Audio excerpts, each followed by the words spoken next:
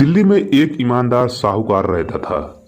एक बार दो ठग शेर के भेष में उसके पास आए और साहूकार से बोले, हम दोनों कुछ जेवरात बेचना चाहते हैं। आपसे निवेदन है कि आप इन्हें बिकवा दें, आपकी बड़ी कृपा होगी। साहूकार छल कपट से परे एक सरल स्वभाव की व्यक्ति था। उसने उत्तर दिया, जब तक मैं इन जेवरातों को खरीदारों को दिखाकर उनसे बातचीत न करूं, तब तक मैं आपको नहीं कह सकता कि ये बिकेंगे या नहीं बिकेंगे। इसलिए आपको इन जेवरातों को मेरे पास छोड़ना होगा। कल दोपहर तक ग्राहकों से बात करके मैं आपको जानकारी दे दूंगा। शेर के रूप में आए ठग बोले, आप बेशक इन जेवरातों को अपने पास रखें, पर एक बात का ध्यान रखें कि जब हम दोनों एक साथ इन जेवरातों को लेने आए तब ही इन्हें लौटाइएगा, एक के आने पर मत लौटाइएगा। साहूकार ने कहा, ऐसा ही होगा। ठग जेवरात साहूकार को हवाले कर वहां से आगे बढ़ गए। 60-70 गज का फैसला तय करने के बाद उनमें से एक साहूकार के पास वापस आ गया और बोला, हम ये जेवरात आपके पास नहीं छोड़ना चाहते हैं। आप कृपया कर इन्हें वापस दे दीजिए। हम लोग कल दोपहर फिर आपकी सेवा में हाजिर हो जाएंगे। साहूकार ने पूछा, आपके दूसरे साथी कहाँ हैं? उस ठग ने उंगली से अपने दूसरे साथी की ओर इशारा कर साहूकार को बतलाया, उस तिराहे पर मेरा दूसरा साथी अपने एक मित्र से वार्तालाप कर रहा है। उसके कहने पर ही मैं आपके पास आया हूँ।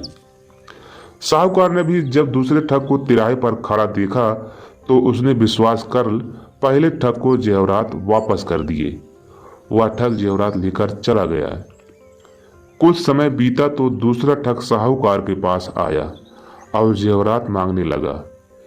इस बार साहूकार बोला, जब आप तिराहे पर अपने मित्र से वार्तालाप कर रहे थे तब आपका दूसरा साथी आया था और वह जेवरातों को ले गया। मैंने उससे आपके बारे में पूछा तो उसने आपकी ओर इशारा कर बताया कि आपके ही कहने पर वह आया है। उसकी बातों पर विश्वास कर मैंने उसे जेवरात वापस कर दिए। ठग जेवरात लिए बिना वहां से जाने को तैयार नहीं हुआ। वह कहने लगा, जब मैंने आपको पहले ही कहा था कि जब तक हम दोनों साथ न आए तब तक जेवरात वापस न करना, तो फिर आपने ऐसा क्यों किया?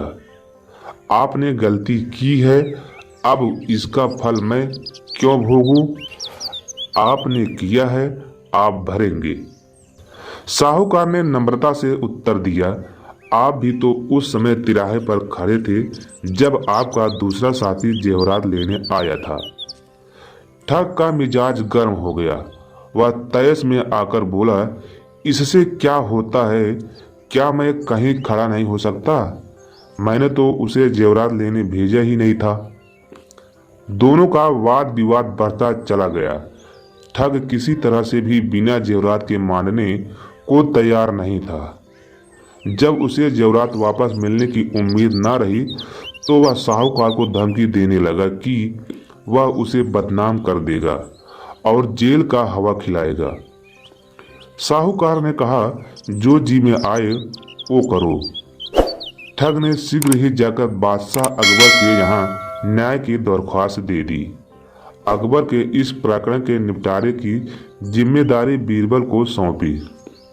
बीरबल ने आदेश का पालन करते हुए साहूकार को बुलवाया।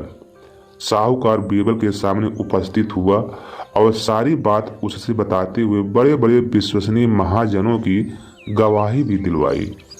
बीरबल को तब यकीन हो गया कि ठग का दावा झूठा है। वह ठग से बोला, जब यह बात तय हुई थी कि तुम और तुम्हारा साथी एक साथ जेवरात लेने आओगे तब ही साहूकार तुम्हें जेवरात वापस देगा, फिर तुम अकेले क्यों आए हो? तुम्हारा दूसरा साथी कहाँ है? ठग को कोई जवाब देते नहीं बना। तब बीरबल ने साहूकार को आज्ञा दी, जाओ, जब दोनों साथ आए तब इन्हें मेरे पास ले आना, अकेले आए तो भी ले आना। ठग समझ गया कि अब उसकी कोई चालाकी नहीं चलेगी।